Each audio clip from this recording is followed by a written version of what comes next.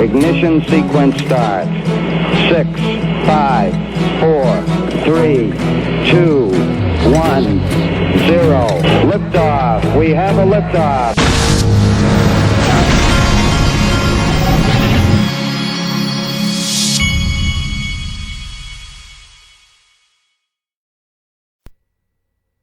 Hey everybody, this is the Digital Asset Investor, and my wife just told me to take out the trash, and I hate taking out the trash. So I'm waiting for my 14-year-old to wake up because the Digital Asset Investor just doesn't like taking the trash out. So I'm hoping that my 14-year-old wakes up in a minute, but if he doesn't, I will be waking him up because I hate taking out the trash. So, the market, it looks like we're having a little bit of a lull, slight pullback, which is a normal part every time we see these crazy surges. It happens. XRP is sitting at around 30 cents. I believe it got as high as 32, if I recall. I wanted to show you this. These are the return rates from Coin Paprika, and I want to make a point this morning that digital assets are changing the whole game, and they're changing the whole game with investing where it has to do with equities as well. And I'm going to show you why. This, you may, look, you'll see here, at 30 days, XRP has gone up 74%. Now, back on December 20th, 2019, this article was in CNBC. Ripple, which uses cryptocurrency for cross-border payments, is now valued at $10 billion. Well, in this article, that valuation was in large part based on their greatest asset is XRP. The largest asset they hold is XRP. And at the time of the writing of this article, that asset was worth 19 cents. XRP was at 19 cents. So here in the last handful of days, their asset is worth almost twice what it was when this article, their largest asset is worth almost twice what it was when they were valued at $10 billion. But meanwhile, the equity, if you bought equity in Ripple, it has not caught up with the crypto markets. But actually, Ripple, the company, if they're valued at $10 billion when XRP is at 19 cents, it stands to reason that they should be valued at almost double that when XRP price is almost double that. But look at this. This price, this is from that company I was telling you about yesterday, Link2. And if you haven't signed up, you should go sign up for the app at Link2 because it's Link2, LINQTO.com. And they also have an app. They've got it in the Apple store as well as Android. But you can download the app because just yesterday they added the ability to buy your shares in with XRP and other crypto holdings like Bitcoin, I think. But the point I wanted to make here, says they tweeted this out. They said they've only got 3,173 left. But this price has been sitting at $29 through all of this. So the question is, and the amazing thing about how this is changing the world is, why is that still at $29? Isn't it worth a lot more than that? Because 10 billion at 19 cent XRP is now at 30 cents. And so what I see is a screaming deal for equity in a company that's undervalued because the crypto markets move faster than the equity markets. That is a real eye opener. I was looking at it this morning. I was like, are you freaking kidding me? So the digital asset investor will be getting in that game. Brad Garlinghouse tweeted this out yesterday. Thread on this USD as the world reserve currency has been backbone of global financial infrastructure, and that position isn't going to disappear in favor of gold, the yuan, crypto, any other asset anytime soon. But is it weaker today? Yes. And he's tweeting out this article, Bloomberg Crypto, a guide to the pros and cons of euro, gold, crypto, and other potential replacements for the dollar. He says, a year ago, many decried crypto as a scam, and now the majority of governments are looking seriously at blockchain. It addresses frictions, settlements, transparency that we are assumed very, very hard to solve before. Crypto is up 80% while USD is down 3% year to date. As Fundstrat said, it comes down to the trust in the financial system at the end of the day. As global populations continue to lose confidence in fiat, fiat currencies, as we're seeing with USD, they will choose to diversify. Our future global financial system will do the same. Now, and then Crypto Wolf, XRP Crypto Wolf had come in with the answer. XRP will become the digital bridge asset of the world, while the USD will still remain the world reserve currency. Now, XRP Crypto Wolf had tweeted out a little summary here. Ripple CEO Brad Garlinghouse said governments are now taking a serious look at blockchain. After dismissing the technology as a scam for years, Brad said USD isn't going to be toppled by gold, yuan, or crypto anytime soon, but it's gradually getting weaker. Now, here's who summarized this a while back. We covered it a while back, and this is from Stephen Bull Dieppe. This is what Chris Larson said, who's the chairman of Ripple, for those of you that don't know. This is what Chris Larson said about how this is all going to go down. We've shown this video 1,000 times on here. About the future of cryptocurrencies, where do you see the future of these digital assets, and maybe the role of Bitcoin and Ripple or XRP in that future? Yeah, so our view is that these digital assets really become supplemental to the existing family of currencies, right? So every country still needs its own, fiat currency for all kinds of reasons. I won't get into it. It's very complicated, right? And I actually think that the big four, the yen, the euro, the dollar, the RMB, they actually, I think, come stronger in this world that we're going into, partially because of digital assets. Okay. That these digital assets actually contribute to a world that's more interoperable, where more people around the globe can get access to these big four. And most of global commerce is done in the big four. So I think you have a bifurcation going on. Those big four get stronger. I think some of the smaller currencies, maybe even more of the very small fiat currencies, become less relevant, maybe even disappear. A country could have its own fiat, but still use one of the big four. You have lots of like examples. Montenegro, right? Absolutely. But I think then where the digital assets fit in, like things like XRP and Bitcoin, they're kind of in that mid-range. They become, I think, like the Singapore dollar or the Swiss franc, and they become useful in kind of lubricating the world to make it easier for those big four to get in the hands of people all around the world. So that's useful. And then it might also be things like applications and devices that maybe primarily use one of those digital assets. So that's kind of the view we have. So I think in that world, countries should be less threatened by what's going on and see them as simply supplemental rather than a threat. Too much talk about it being a threat. Our industry has done a bad job in too much bravado and chest pounding. It's just kind of silly. All right. Excuse me.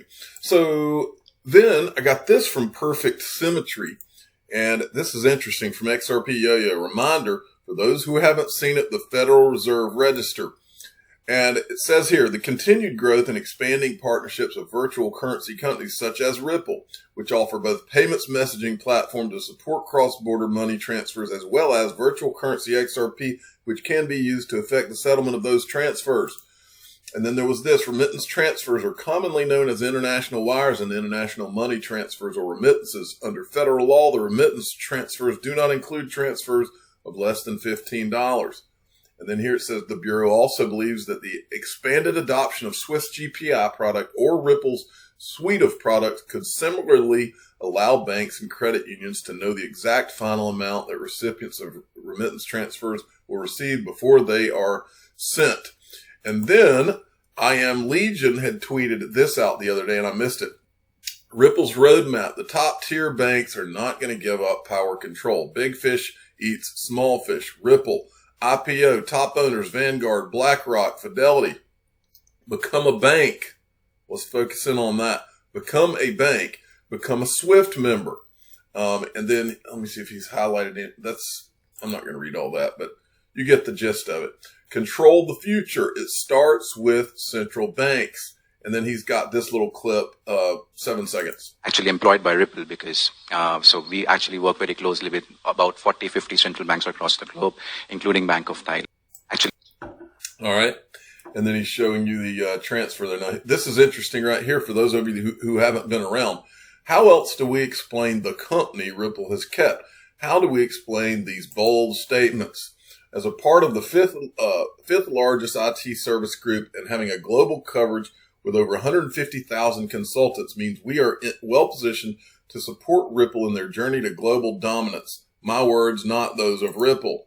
And then this, not only, this is from CEO, this is Yoshitaka Katal. Not only does it have a clear use case, XRP is faster, cheaper, and more scalable than any other digital asset, Mr. Katal said, I strongly believe it will become the global standard in digital currencies.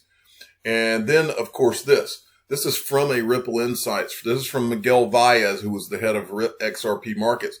Most importantly, we remain more committed than ever to the simple goal of making XRP the world's reserve digital currency.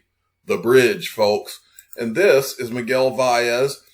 Again, he was the head of XRP markets. This is what he said about where he saw Ripple going.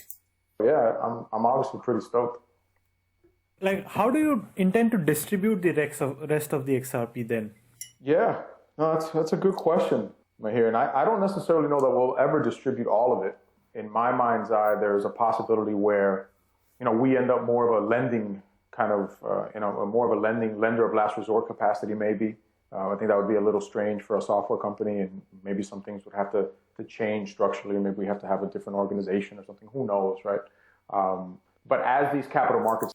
So, lender of last resort. I remember when I first heard this, I went and Googled the term because phrases mean things. Lender of last resort. If you type it in on Google, the only thing you'll see pop up is central banks, references to central banks, because that phrase is not used with startups out of San Francisco. That intrigues me big time, because here's what's about to happen. And this is a new video from the American Bankers Association. Brian Brooks, who just gave the first bank charter to a fintech. Okay. This is Brian Brooks. He's talking to this guy. This guy in this clip expresses a lot of reservation, because this guy represents the bankers, is my understanding. He's expressing some reservation about the uncomfortability of these banks. And it's kind of wild, the response that Brian Brooks gives him. And the reason is he compares what's going on, what is in process right now to how department stores, nobody goes to department stores anymore. And he's telling the guy, and he's not apologizing for it. He's saying this is changing. You got to, in a nice way, that's the way I heard this. In a nice way, this is going down. And so just like the department stores, he even says the department stores are going bankrupt right now. Anybody who's going to stay in the game is going to change. And the other point I want you to get out of this is that, and I said this 2 years ago, I said, look, this is going to go down similarly to the way the internet went down. Now Amazon rules the world. But when Amazon first started, who ruled the world? Kmart, Walmart. Walmart, if you look around, Walmart has intentionally begun to change their business model, and they're putting all these grocery stores everywhere because they know that the world is moving to a place where all the orders, besides things that have to be kept cold and all of that, are going to be done with places like Amazon. And so that's why you're seeing them open up gas stations and grocery stores, because those are the two of the things that are going to have to stay around as the world changes. Listen to what Brian Brooks says. And while you're listening, I want you to think about what Miguel Valles just said, a lender of last resort, almost like a bank, almost like Ripple could become a bank. Faster payments. My way of thinking is real-time payments might exist. There's, as you say, there are some private sector kind of clearinghouse-led initiatives, but those are not the dominant system in the United States yet. And in addition to that, we have the issue that, the UK has solved and we haven't solved yet, which is some kind of an e-money licensed structure where companies that aren't depositories are connected to the payment system. So what I'm trying to think about here is what the future of payments look like, the way that businesses and consumers want to consume payment services. And I don't think that looks like the status quo in the US. Now, the good news is I don't think banks think that either. Banks are constantly innovating and they're looking for better and faster ways. What I'm trying to do is to make that easier. Gotcha. Well, let me add a follow up to that. The decision to grant, banking charters here, to allow commercial companies and to potentially give them access to the payment system, I would offer, I think, is a pretty major change in public policy. So one of the things that the ABA and a number of other trade groups suggested in a letter was, perhaps a formal review process or a comment process. We just think it's, there's a lot of factors, it's a pretty complicated set of issues. What's your thought on just having a fulsome kind of a robust debate on this issue of the future of payments here in the United States? Well, all I say, Rob, is I want to pick the moderator. Other than that, I'm totally open to it. No, kidding aside, here's my thought is I think this is really a lot less radical than people have perceived. And what I mean by that is the OCC today regulates most payments activity that happens in the United States because most payments activity happens inside of banks. What I think we've been witnessing for the last, let's call it 8 to 10 years since fintech first became relevant in financial services is things that have always been regarded as core bank services have started to unbundle themselves in much the same way we've seen in other sectors of the economy. You and I have talked before about the analogy I sometimes use about department stores. People don't shop in department stores anymore. That's why they're all going bankrupt. What happened is all of the core things you used to find under one roof at Marshall Fields got unbundled, and so you have to go to a different place to get the bespoke experience for one product versus another. That's the way that part of the economy evolved. What's going on in fintech is, whether it's payments or marketplace lending or data processing or other things that have always been part of banking, is they've been peeled away and are being offered by specialty firms. So I guess I sort of resist the characterization that some of these payments companies are commercial companies. They're monolines doing something that is mostly done in banks. And my question is, if that is a trend in banking, the way that has been a trend in almost every other sector of the economy, how do we protect the safety and soundness of the system if we let all of that happen away from federal supervision? So I don't think this is a new thing. I think it's our attempt to retain supervision of an activity that historically was only done in banks, is still principally done in banks, but in 10 years probably won't be principally done in banks. So it's really more about protecting the charter than creating a new charter, in my view. That guy looks kind of nervous to me. Now, I forgot to, I didn't forget, but I missed this, and I saw this going around on Twitter from the Q2 XRP markets report yesterday. Ripple mentioned this. That said, Ripple has been a buyer in the secondary markets and may continue to undertake purchases in the future at market prices. In other words, the way I read that is that Ripple is buying XRP, not over the counter. That's the way I read that. And they're buying XRP. If they're buying XRP, that means they think XRP is going up, folks. That makes pretty good sense, right? I'm a digital asset investor. I'm not an investment advisor. This is for entertainment purposes only. Please subscribe and hit the like button and tell your friends and family that Ripple just might get a bank charter. Who knows? Thanks for listening.